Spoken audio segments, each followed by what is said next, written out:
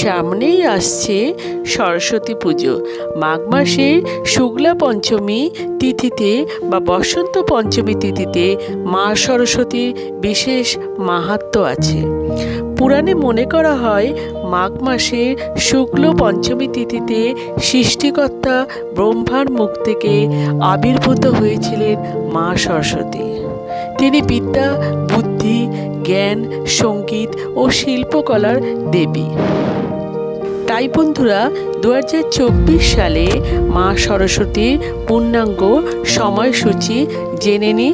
আমি এই ভিডিওতে সমস্ত পূর্ণাঙ্গ সূচি ও শুভ মুহূর্ত সব কিছুই জানিয়ে দিলাম।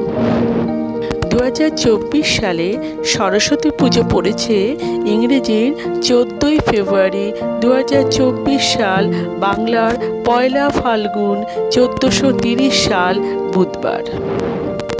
বন্ধুরা, পঞ্চমী তিথি শুরু হবে ইংরেজির 13ই ফেব্রুয়ারি 2024 সাল, বাংলার 29শে মাঘ 1430 সাল মঙ্গলবার রাত্রির 8:13 থেকে বসন্ত পঞ্চমী তিথি শেষ হবে ইংরেজির 14ই ফেব্রুয়ারি, বাংলার 1 ফাল্গুন বুধবার সন্ধ্যা 6:05 পর্যন্ত।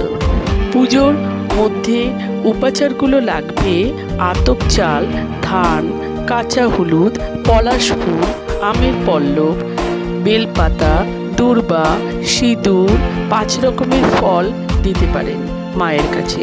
তবে বন্ধুরা, এই 5 রকমের ফলের মধ্যে নারকেল কুল অবশ্যই দেবেন।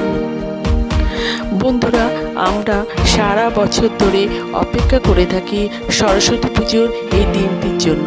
বিশেষত স্কুল কলেজ শিক্ষার্থীদের কাছে সরস্বতী পুজো খুবই স্পেশাল। অনেকে আবার মা সরস্বতীর কাছে সকাল থেকে উপোস করে অঞ্জলি দেয়।